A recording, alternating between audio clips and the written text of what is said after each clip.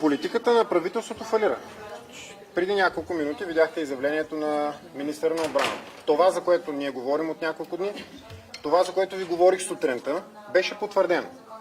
С други думи, всичко, което ние казахме през последните няколко дни, се оказа истина. Всичко, което говориха от управляващите, както сегашното правителство, така и предишното, което подписа разрешението за идването на американските самолети, се оказа лъжа.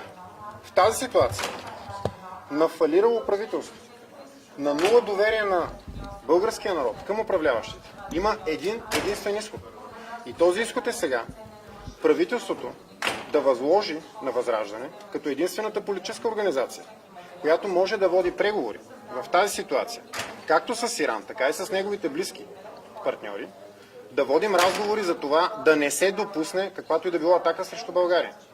Защото опасността е абсолютно реална, не е хипотетична. Това правителство в момента доказа, че може да вкара България във война, но няма как да изкара България от тази война.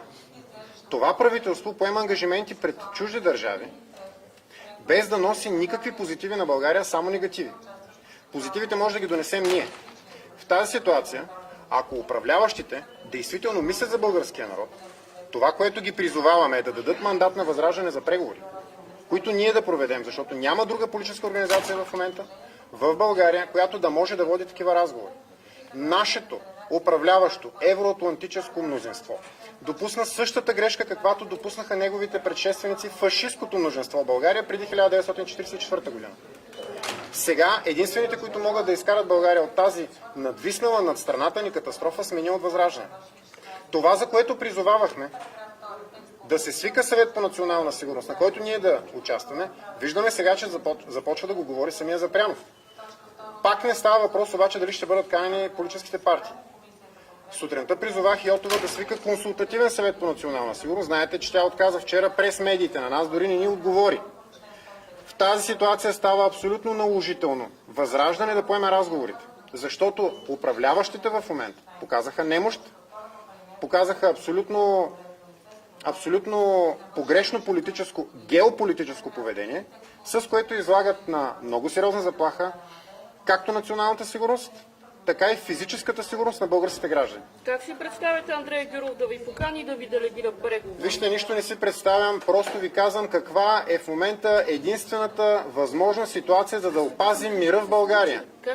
Единствената възможна ситуация в момента, която може да опази мира в нашата страна, е тази. Дали ще го направи управляващото евроатлантическо мнозинство, към което спада и голяма част от така наречената опозиция в страната, аз не мога да знам. Но знам едно нещо със сигурност. Никой, освен нас, не може да води разговор. А защо вие можете, а другите не могат? Защото ние имаме нормални политически отношения с всяка една от основните геополитически сили в света. Миналата седмица при нас беше на посещение Марк Айваньо, който е един от лидерите на фракция в Републиканската партия.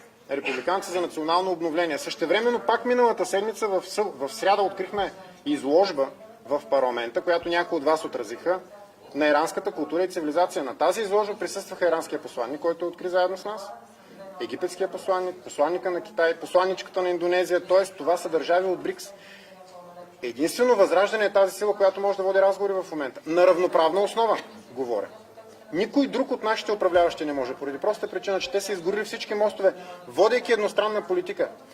Светът вече не е еднополюсен. В еднополюсния свят да се кланеш на един господар е лесно и трудно да сбъркаш, защото господар е един.